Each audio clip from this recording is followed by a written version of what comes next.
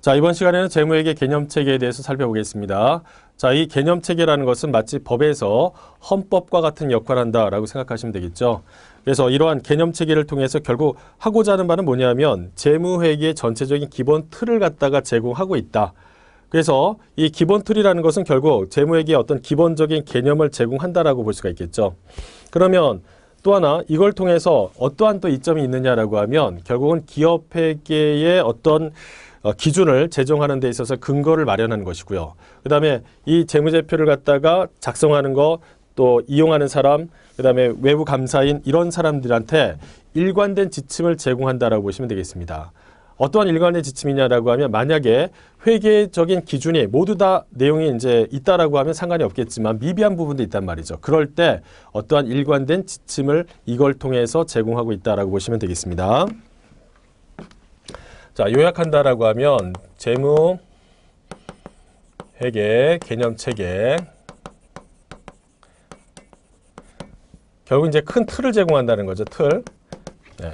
여기서 말하는 틀이라는 것은 결국은 재무회계 기초 개념의 어떤 틀이라고 생각하시면 되는데, 기초 개념. 이걸 통해서 결국은 어떻게 되냐면 제정하는 데 있어서 근거를 마련해주고 일관된 지침을 제공하고 있습니다. 근데 수업 목적상 아주 중요한 문장이 하나 나오는데요. 뭐냐 하면 맨 마지막 쪽에 보시면 따라서 개념체계의 내용이 특정 회계 기준과 상충되는 경우에는 그 회계 기준이 개념체계에 우선한다라고 되어 있어요. 우선한다. 무슨 얘기냐면 개념체계가 있고요. 그 다음에 어떤 특정한 회계 기준이 있단 말이죠. 얘네 둘이 어떻게 되냐면 서로 부딪힌다라는 거예요. 부딪힌다. 상충된다라는 것은 이런 관계죠. 이런 관계. 자, 그렇게 해서 상충된다라고 한다면 회계 기준이 개념체계에 우선한다라고 하면 둘 중에 우선순위를 어떻게 둔다는 거예요? 여기를 1순위 둔다는 거죠. 1순위. 1순위.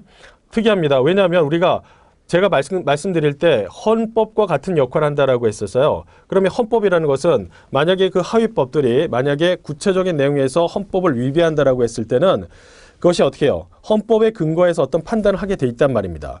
그런데 여기 나와 있는 개념체계라는 것은 특이하게 어떤 틀을 제공하면서 기초 개념을 제공함에도 불구하고 구체적인 회계 기준과 상충관계에 있다. 서로 다르다라고 한다면 어떤 거를 제1순위로 놓느냐라고 하면 얘를 1순위 놓게 돼요.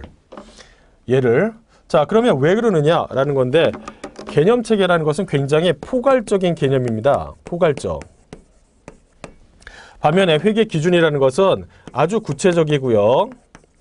그 다음에 개별적인 사항이 반영이 돼 있다는 거죠. 그렇기 때문에 만약 둘이 충돌한다라고 한다면 어떤 걸 우선해서 적용하느냐라고 하면 바로 이러한 회계 기준을 우선해서 적용하겠다라는 거죠. 우선 적용하겠다. 아주 특징적인 문장이기 때문에 수업 목적상 반드시 기억해 주셔야 되겠습니다. 다시 한번 말씀드리면 따라서 이하를 보시면요. 개념체계의 내용이 특정 회계 기준과 상충된다라고 하면 뭘 우선해서 적용한대요? 그 회계 기준이 개념체계에 우선한다라고 되어 있단 말이죠. 아주 중요한 문장이기 때문에 반드시 기억하셔야 되겠습니다. 그 다음에 네 번째 보시면 질적 특성이라고 나옵니다. 질적 특성. 자, 이 질적 특성이라는 건 뭐냐면 결국 이제 정보 이용자한테 유용한 정보를 제공해야 된다라고 했었는데 그러한 정보를 제공하기 위해서 어떠한 특징들이 있어야 되느냐라는 걸 설명하고 있습니다. 자, 여기에는 굉장히 많은 내용들이 설명이 되고 있어요. 그러나 가장 중요한 것은 뭐냐면 목적 적합성과 신뢰성이다라는 거죠. 하단에 보시면 KIFRS 관련했을 때 거기에 어떤 질적 특성이 있는지를 갖다가 설명을 하고 있어요. 근데 여기서 얘기할 때와 우리 교재에서 나와 있는 내용은 서로 다릅니다. 왜냐하면 거기 나와 있는 거는 KIFRS고요. 여기 나와 있는 것은 일반 기업회계 기준상의 내용이기 때문에 서로 다르다는 거죠. 참고적으로 말씀드리면 KIFRS의 질적 특성에서는요. 근본적 질적 특성과 보강적 질적 특성이 있습니다.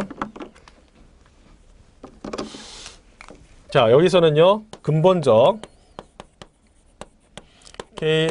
KIFRS가 있거든요. 근본적 질적 특성, 그 다음에 보강적, 여기에 목적 적합성과 표현의 충실성, 충실한 표현 이렇게 돼 있고요. 반면에 여기서는 비검적이라고 해서 비교 가능성, 검증 가능성, 적시성, 이해 가능성 이렇게 네 가지가 등장하고 있습니다. 반면에 우리 교재에서는 목적 적합성과 신뢰성 이렇게 설명을 하고 있죠. 우리 교재에서는요.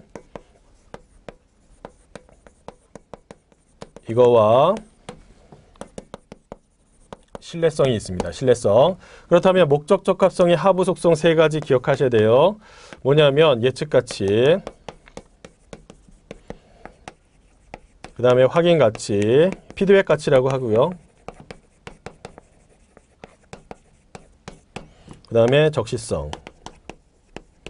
이게 세 가지가 있고요. 그 다음에 여기서는 표현의 충실성, 그 다음에 검증 가능성, 그리고 중립성 이렇게 세 가지가 있습니다. 세 가지. 자, 여러분께서는 수업 목적상 각각의 하부 속성 세 가지를 기억하셔야 되고요. 어떤 의미를 갖고 있는지도 마찬가지로 살펴보셔야 되겠습니다. 그러면 예측 가치라는 건 뭐냐면 이런 거죠. 자, 예측 가치라는 것은 회사가 X1년, X2년, X3년이 있다. 자, 이때 매출이 예를 들어서 100, 그 다음에 여기서는 150, 여기는 200 이렇게 됐다라는 겁니다. 이렇게. 자, 이렇게 됐어요. 그러면 느낌상 X4년에는 얼마로 해서 매출을 갖다가 예상하느냐 이런 얘기입니다. 그러면 대충 보면 250 정도가 되겠죠.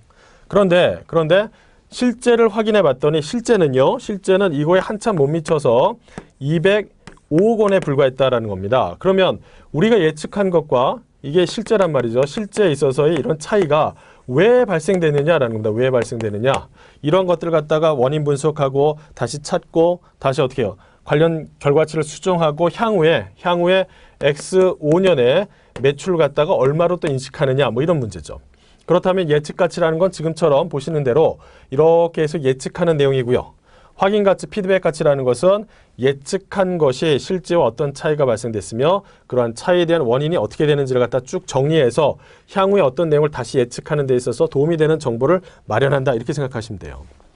그 다음에 적시성이라는 것은 말 그대로 내가 필요로 할 때 어떤 정보가 즉시 어떻게 해요? 나타나야 된다는 거죠. 그게 여기 나와 있는 적시성 관련된 내용입니다. 그렇다면 이런 하부 속성 세 가지가 있었었는데 결국은 목적 적합한 정보라는 것은 뭘 얘기하는 거냐라는 건데요. 이 정보를 이용해서 의사결정에 차이가 있는 것은 목적 적합한 정보라고 얘기해요. 제일 중요한 표현은 의사결정에 차이가 있다는 것입니다. 그래서 거기 나와 있는 하부 속성 세 가지 기억하시고요. 의미상 어떤 의미다라는 정도는 보실 수 있어야 되겠습니다. 자, 근데 적시성이라는 것은 결국 내가 필요로 할 때 어떤 정보가 제대로 와야 된다라는 것인데 이건 항상 신뢰성과 약간 상충되는 부분이 있어요. 예를 들어서 제가 필요로 하는 시점의 정보는 지금 당장인데 그 정보가 아주 100% 신뢰성 있고 믿을 만한 정보냐라고 하면 그렇지 않을 수가 있거든요. 그렇다면 신뢰성과 지금 여기 나와 있는 목적 적합성의 어떤 적시성은 상충관계가 있을 수도 있다는 거죠. 그거에 대한 내용은 뒤에 나오기 때문에 구체적으로 그때 말씀드리도록 하고요. 그 다음에 6번에 보시면 신뢰성이라고 있습니다. 자, 이거는 뭐냐면 믿을 만한 정보냐는 거예요. 믿을 만한 정보. 그래서 의사결정에 유용하기 위해서는 기본적으로 믿을 만해야 됩니다. 그걸 신뢰성 있는 정보다라고 표현하죠. 자, 그렇다면 표현의 충실성이라는 것은 뭐냐라는 건데요. 자, 표현의 충실성. 이런 거라고 생각하시면 되겠습니다. 예를 들어서 표현의 충실성이라는 것은 나타내고자 하는 바를 제대로 나타내고 있느냐라는 거예요. 그래야지 믿을 만한 정보라고 얘기할 수 있겠죠. 예를 들어서 우리가 어떤 사람을 갖다가 판단할 때도 그 사람에 대한 외향 이런 것들, 그 다음에 드러나는 것들을 위주로 해서 봤을 때 그 사람이 이런 위치구나라고 생각하지만 실제는 그렇지 않은 경우도 굉장히 많거든요. 마찬가지입니다. 회계에서도 이렇게 보시면 되겠습니다. 예를 들어서 여기서 매출 채권이 있었다. 이게 100억 원이다. 100억 원이다. 그러면 모든 사람들은 어떻게 생각하냐면 저 회사의 매출 채권이 100억 원이구나 이렇게 생각한단 말이죠.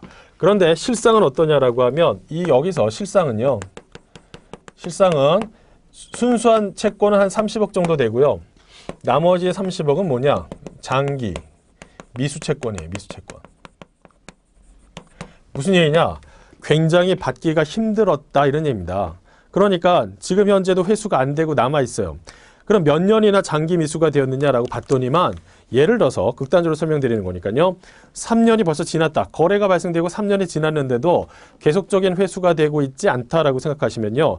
결국은 저 장기 미수 채권의 경우는 매출 채권이라기보다는 일종의 대손 처리해야 될 그런 상황이 나온단 말이죠. 그렇다면 지금 여기서의 매출 채권 100억이라는 것이 회사의 실상을 제대로 반영하고 있느냐, 나타내고자 하는 바를 제대로 확인해주고 있느냐라고 하면 그렇지 않다라는 거죠. 그렇지 않다라고 하면 결국은 어떻게 해요? 저기 보시는 것처럼 표현의 충실성이 떨어지는 재무제표라는 것은 결국은 어떻게 해요? 믿을 만한 정보가 못 된다는 것이죠. 그러니까 의사결정할 때 유용한 정보가 안 된다는 얘기입니다. 자, 이런 것들의 표현의 충실성 사례라고 생각하시면 되겠고요. 그 다음에 니은번에 보시면 검증 가능성이라고 있어요. 검증 가능성. 자, 이 검증 가능성이라는 것은 이렇게 생각하시면 되겠습니다. 어떤 동일한 경제적 사건이 있어요. 그럼 그걸 갖다가 동일한 방법으로 서로 다른 사람들이 측정을 했을 때 유사한 결론에 도달해야 된다는 거죠. 그러면 어떤 회계적인 사건이 발생됐을 때 그거에 대해서 측정하는 사람이 1번부터 해서 뭐 10번까지 있었다. 그래서 모든 사람이 그 거래는 괜찮아요 라고 한다면 말 그대로 괜찮겠죠. 그러나 그렇지 않다. 막 뒤죽박죽의 결론이 어떤 사람은 된다, 어떤 사람은 안 된다, 어떤 사람은 결론을 유보한다라고 한다면 이런 것들은 검증 가능성이 굉장히 떨어지는 내용이 되겠죠. 자, 그래서 니은번에 나와 있는 검증 가능성이라는 것은 우리가 수업 목적상 접근한다라고 하면 어떠한 의미가 나타나고 있는지를 보시면 돼요. 그래서 동일한 경제적 사건, 거래에 대해서 동일한 측정 방법을 쓰는 서로 다른 독립적인 측정자가 있다라고 하면 유사한 결론에 도달해야 된다. 그렇지 않다라고 하면 뭔가 검증 가능성에 문제가 있다라는 것이죠. 그 다음에 디귿번에 보시면 중립성이라고 있습니다. 자, 이거는 특별하게 편의가 없어야 된다. 편의라는 것은 어떤 처음부터 의도된 목적이 없어야 된다 이런 얘기예요. 만약에 우리 회사에서 재무제표를 만드는 데 있어서 이렇게 얘기하는 거죠. 야, 우리는 이번에 무조건 이익이 나야 돼. 무조건 이익이 나야지. 그래야지 우리가 성과금도 받고 그 다음에 대출에 대한 만기를 연장받을 수 있고 추가적인 여기 사업을 진행하는 데 있어서 수월하게 진행할 수 있다. 그래서 그러한 특정한 목적을 가지고 처음부터 어떻게 해요?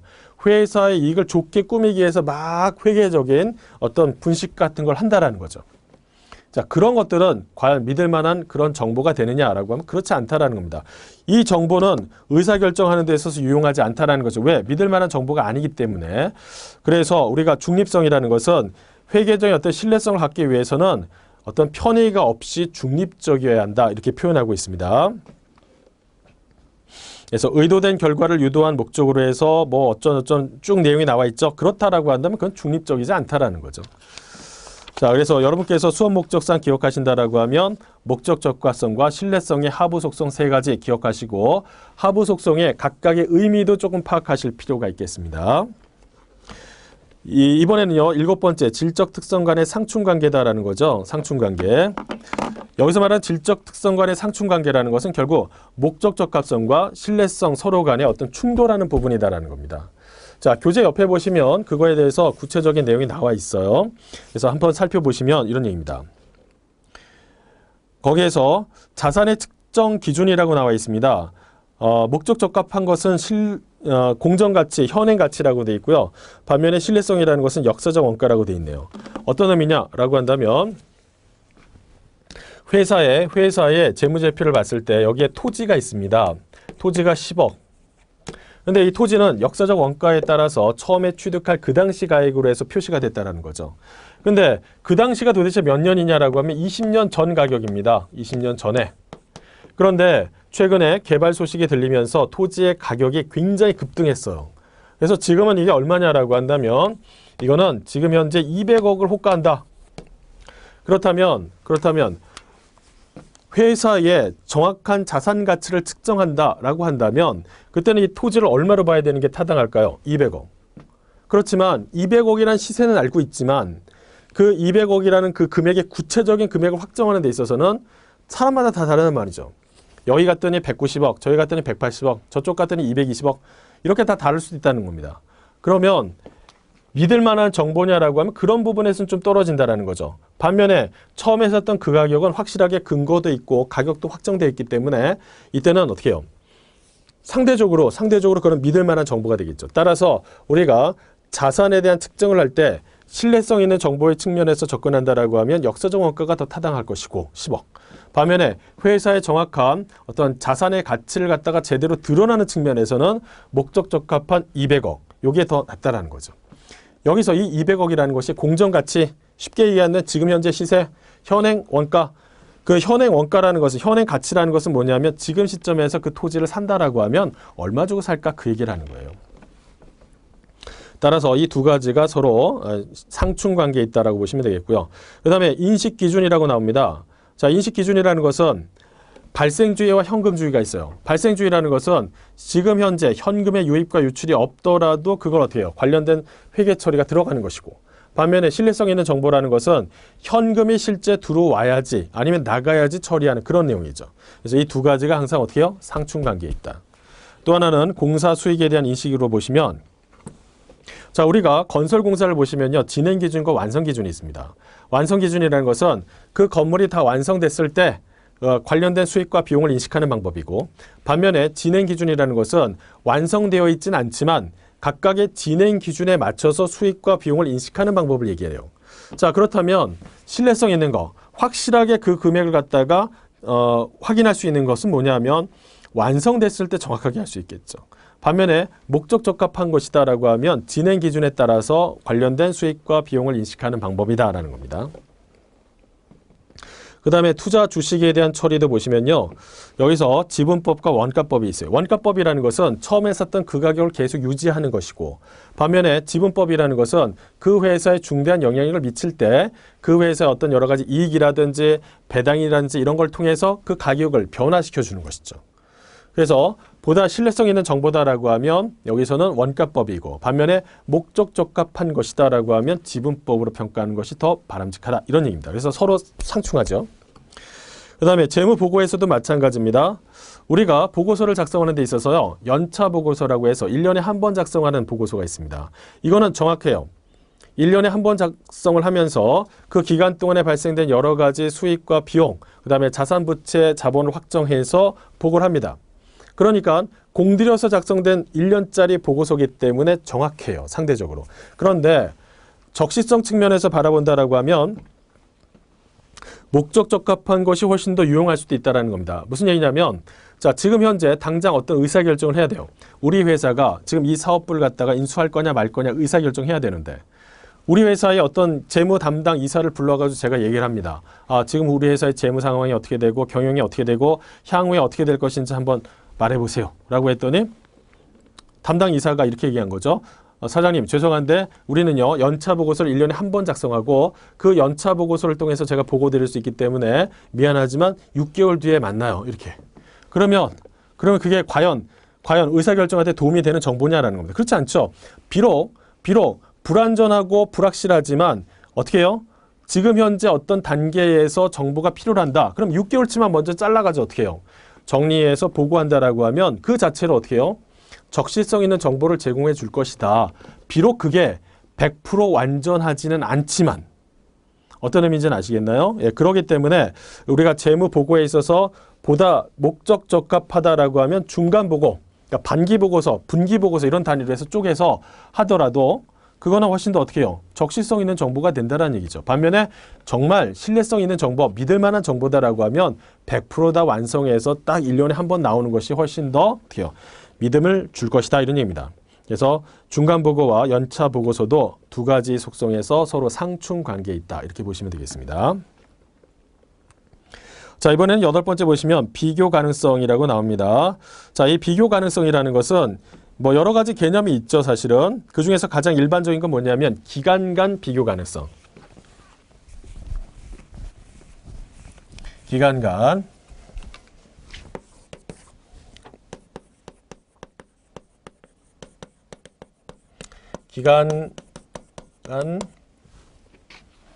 기간별로 하겠습니다. 기간별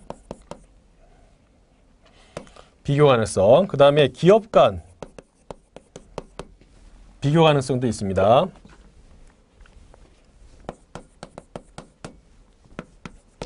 예를 들어서 한 회사를 중심으로 해서 보시면요, 여기에 A라는 회사가 있으면 X1년, X2년, X3년이 있다라고 하면 각각 기간을 보고 기간에 따라서 지금 우리 회사의 매출액이 어떠한 변화가 있는지 이런 것들 보면 된단 말이죠. 그러면 회사가 지금 현재 성장하고 있는지 아니면 그렇지 않은지 이런 것들 여러 가지 종합적으로 판단할 수 있단 말입니다. 그리고 기간 간 비교 가능성이라는 건 뭐냐면 우리 동종 회사에 다른 회사가 있단 말이죠. 여기에 B라는 회사도 있고 C라는 회사도 있다라고 한다면 서로 비교해서 지금 현재 우리 회사 위치가 어느 정도 되는지를 볼 수가 있는 것이죠. 자, 그러면 이렇게 기간별 비교와 그 다음에 기업 간 비교를 하기 위해서는 최소한 어떻게 해요?